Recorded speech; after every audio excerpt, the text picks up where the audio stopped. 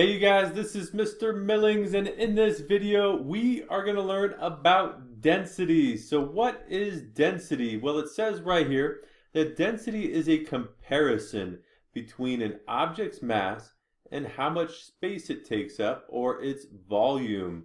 And furthermore, it says that by determining the density of an object, specifically the density of a metal, we can oftentimes determine its identity. So, why is density important? Well, it allows us to determine what the identity of different substances is. So if we take a look to figure out the density of an object, it's simple. To get the density, we take the mass and we divide it by the volume. Or in other words, D equals M over V. And so when we're measuring the density, one thing that we should know is the density of water. The density of water is important because this will allow us to determine what substances will float in water and what substances will sink in water. And so the density of water is 1.0 grams per milliliter. And so what this means is that if you have 1 gram of water, it's going to occupy 1 milliliter of space. Or if you have 1 gram of water, it's going to occupy 1 cubic centimeter of space.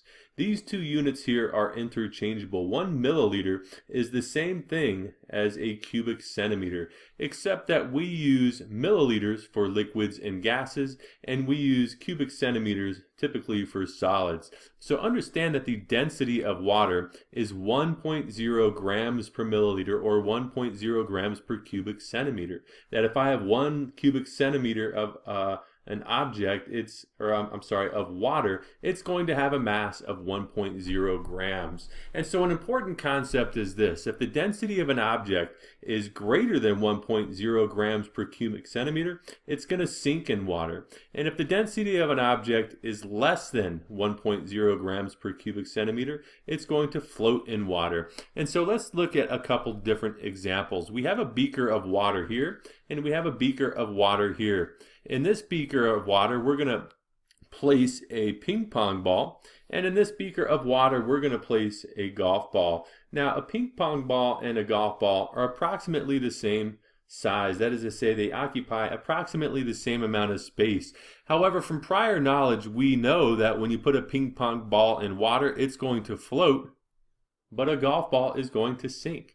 So why is that? Well, it has everything to do with the object's density. If we take a look here, we know that density is mass over volume. Well, the mass of our ping pong ball here is 2.7, and its volume is 33.5 cubic centimeters. Its mass is 2.7 grams, and its volume is 33.5 cubic centimeters. And so if we take a look at our formula here, D equals M over V, if we take this and divide it by this, we can see that we're going to end up with a number that is less than 1.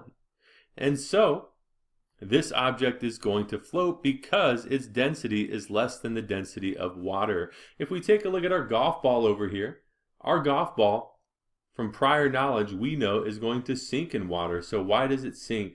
Well, if we take a look, it occupies 40 cubic centimeters of space, or its volume is 40 cubic centimeters, and its mass is 46 grams. And so if we take a look at this formula here, M over V, if we take 46 over 40, we're going to end up with a number that is greater than 1. And because the density of the golf ball is greater than 1, that is to say greater than the density of water, then this golf ball is going to sink. So understand that concept, understand what the density of water is, and understand the relationship between an object's density and water's density. If it's greater than the density of water, it's going to sink like we see over here. And if it's less than the density of water, it's going to float like we see right here. So let's take a quick look at the density formula and explain what's going on. So if you take a look at how we're going to calculate density, it's simple. To get the density of an object, we simply take an object's mass and we divide it by the object's volume.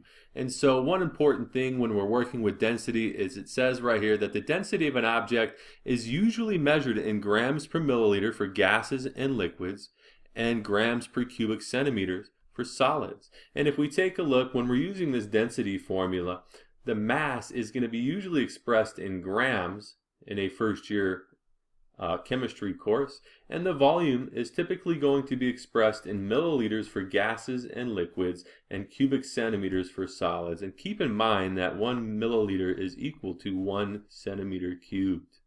These are both the same amount of space. So we can apply this formula to several, actually to all density problems. So let's go ahead now and apply this formula to several different example problems. And so it says right here that in order to calculate the density of regular shaped objects such as a cube, a sphere, or a rectangular box, you will have to use the object's volume formula that you might have learned in a geometry class, and we'll show you those here momentarily, to determine its volume, followed by determining the object's mass. So we know if we want to figure out the density of this cube here, we know that density equals the object's mass divided by the object's volume. And so what is the object's volume? Well, we have a cube here, which is a regular shaped object, so we get our little meter stick out, and we measure one side to be 3.78 centimeters. So to get the volume of this cube here, it's simple. I take one of the sides and I cube it. And so if we take 3.78 times 3.78 times 3.78, we're going to end up with 54.01, right? So we'll get 3.78 centimeters times 3.78 centimeters times 3.8778 centimeters, and we're going to end up with 54.01 centimeters cubed. Centimeter times centimeter times centimeters is centimeters cubed. So this is the volume of our cube. So we have a volume of 54.01 cubic centimeters. And so now, what is the mass of this object? So we put this cube on a scale here, and it tells us the mass is 485.01 grams.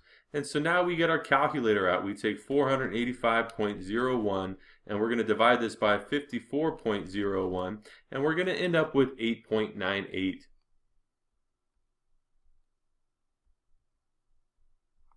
grams per cubic centimeter.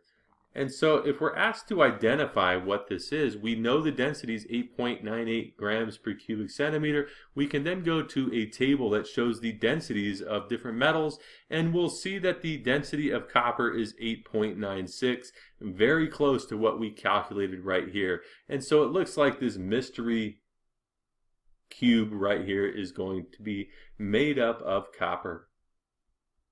So that's how we can calculate the density of regular shaped objects.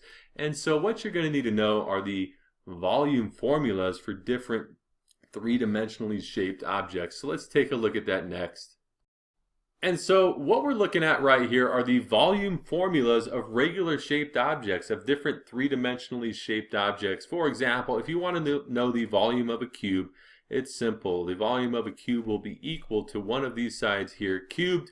A rectangular prism is going to be equal to the length times the width times the height of this rectangular prism. To calculate the volume of a square base pyramid, the volume is going to be equal to 1/3 one of the sides squared times its height. A cylinder's volume is equal to pi times the radius squared times its height. If we take a look right here, a sphere's volume is 4/3 pi r cubed. A cone is 1/3 pi r squared times the height. And if we take a look, a triangular prism's volume is going to be equal to 1/2 ACH, where A is this distance here, C is this distance here, and the height of this triangular prism is from here to here. So knowing these different volume formulas will allow you to calculate the density once you figure out the volume of that particular regular shaped object.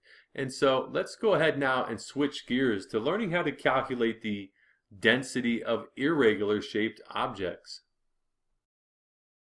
And so what if we're asked to calculate the density of an irregular shaped object? What if we have an irregular shaped object? That is to say, an object that does not have a definite shape like a cube or a sphere. Well, we can calculate the density of an irregular shaped object using something called water displacement. So let's suppose we have an unknown sample of metal here.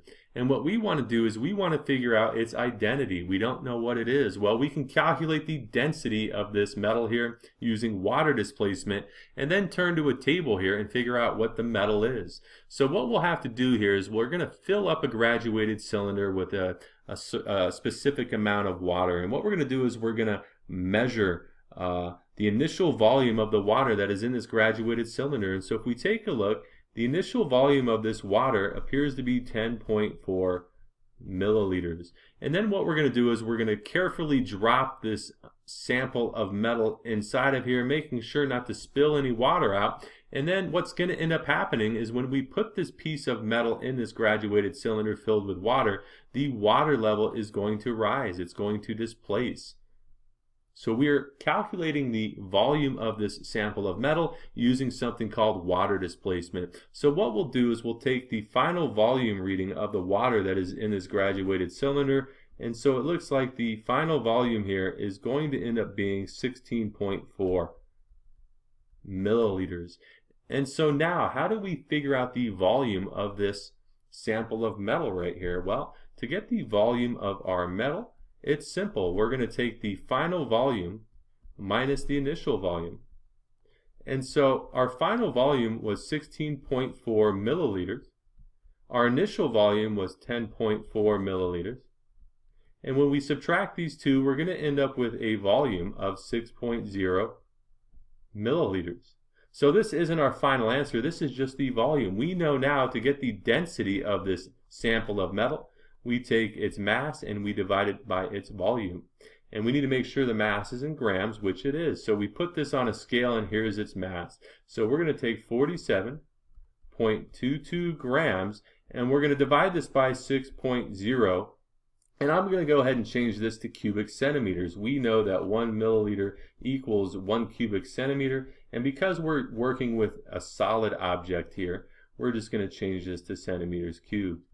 And so now we take 47.22 and divide this by 6.0, and we're going to end up with 7.87. And if we're using the correct number of significant figures here, this has 4 and this has 2, we're going to end up with 7.9 grams per centimeters cubed as our final answer. And so what is this unknown metal? We'll turn to our table here. And if we take a look, it looks like this is going to be iron. 7.87 is very close to 7.9 right here. So this sample of metal here is going to be iron. So that is how we can calculate the density of an object using water displacement. And so now let's go ahead and apply the density formula to various examples, and hopefully you get the hang of it. Alright, in this example right here, it says to calculate the density of an object that has a mass of 250.23 grams and its volume is 50.0 milliliters. And then it asks, will it sink or float in water? So we're asked to calculate the density, and density we know equals mass over volume.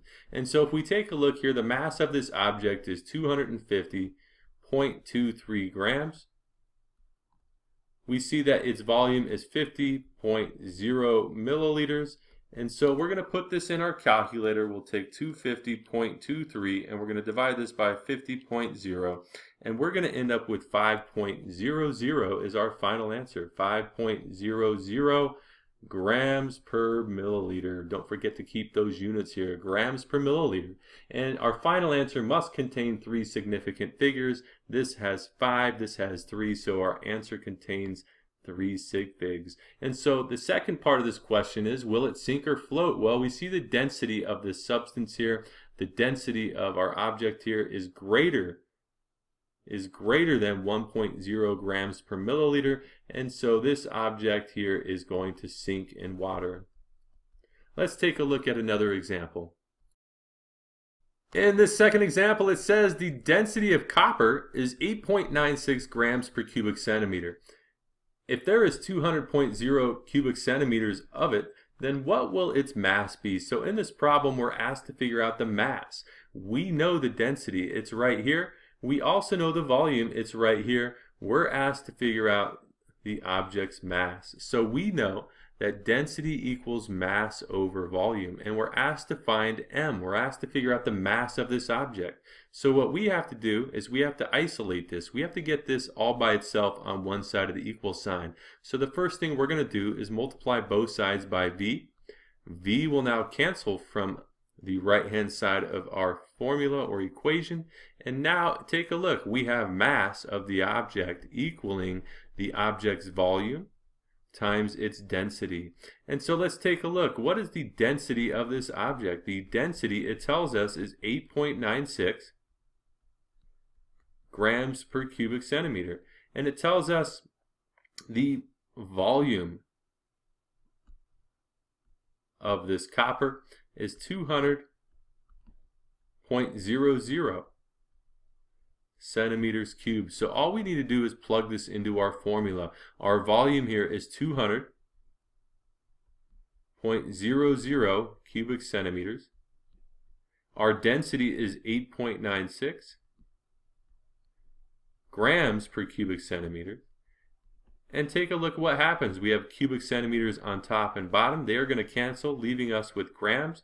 And so now we just get our calculator out. We take 200.00 times 8.96, and we're going to end up with 1,792 grams.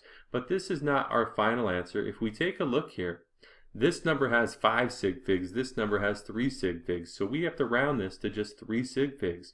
And if we do that, we will end up with 1,790 grams. So the mass of this piece of copper is going to be approximately 1,790 grams. Let's take a look at another example. In this third example, it says an unknown metal has a density of 5.6 grams per cubic centimeters and a mass of 96.45 grams. We have to determine the metal's volume. So if we're taking a look here, we know the density of this metal is 5.6 grams per cubic centimeter. And we also know that the mass of this object is 96.45 grams. What we're asked to figure out is the metal's volume. So we want to figure out the volume of this metal. And so we know that density equals mass over volume, and we're asked to solve for V this time. So let's get rid of these fractions and multiply both sides by V. V will now cancel, and we're going to end up with volume times density equaling mass. So how do you get V all by itself on one side of this equation now? We simply divide both sides by density. Density will cancel here, and so the formula that we're going to use to solve this problem is volume equaling the mass of the object divided by its density. And so what is the mass of the object? Well, it's 96.45 grams. What is its density? It tells you is 5.6 grams per cubic centimeter. Take a look at what happens. Grams cancels out, leaving us with centimeters cubed left over, which is a measurement of volume, so we're on the right track. And so now we just take 96.45 divided by 5.6, and our answer can only be two significant figures. This has 4, this has 2, so our answer is going to be 17 cubic centimeters as the volume of this object. Let's take a look at one final example. In this final example, it says to calculate the density of the cylinder below and determine its composition. So we have a cylinder right here, and so we know that density equals mass over volume. And so if we know the cylinder's mass, which we do, it tells us it's right here, 755.25 grams. We put it on the scale, and that's its mass. And if we know its volume, which we'll be able to calculate using the formula, the volume of a cylinder, then we should be able to calculate the density and then take a look at this table here to determine what it is. And so let's figure this out here. Let's figure out what the volume of this cylinder is going to be. So to get the volume of our cylinder, it's simple. You take pi times r squared times the height. And so if we're taking a look here, we don't know the radius, but what we do know is the diameter. We measured the diameter of this cylinder here to be 2.95 centimeters, right? And so how do we get just the radius? Well, to get the radius here, we take the diameter and we divide it by 2. And so the diameter here is 2.95. We're going to divide this by 2, and the radius of this is 1.475 centimeters. And so what we can now do is plug this into this formula right here. We can plug all of this information into this formula. We've measured the height of this cylinder here. We found the height to be 9.75, right? We found the height to be 9.75 centimeters. So we can plug this information into the volume of a cylinder formula. So to get the volume here, to get our volume of our cylinder, we are going to take pi, which we know to be 3.14, times r squared, right? Times r squared, which is 1.475 centimeters. We're going to square this, and then we're going to multiply this by the height. And we just found the height to be 9.75. And so let's go ahead and put this in our calculator and see what we get. We're going to end up with 66.61 centimeters squared times centimeters is centimeters cubed. And so this is not our final answer. This here is just the volume of this cylinder, right? And so if we take a look at our scale here, what this scale is telling us is that the mass of the cylinder is equal to 755.25 grams. And so now, how do we calculate the density? Well, density equals mass divided by volume. And so what is the object's mass? It's 755.25 grams. What is the object's volume? It's 66.61 cubic centimeters. And so we'll put this in our calculator. We're going to take 755.25 and we're going to divide this by 66.61. And we're going to end up with 11.34 grams per cubic centimeters. So that is the density of this. We can go to this table now and we'll see that this substance is lead. So this is a lead cylinder. So that's how we calculate density. That's the density formula. If you like what you see, go ahead and click the little bomb in the bottom right hand corner. That's going to subscribe you to my channel. And feel free to leave any comments or questions in the comment section down below. And I really hope you guys found this helpful.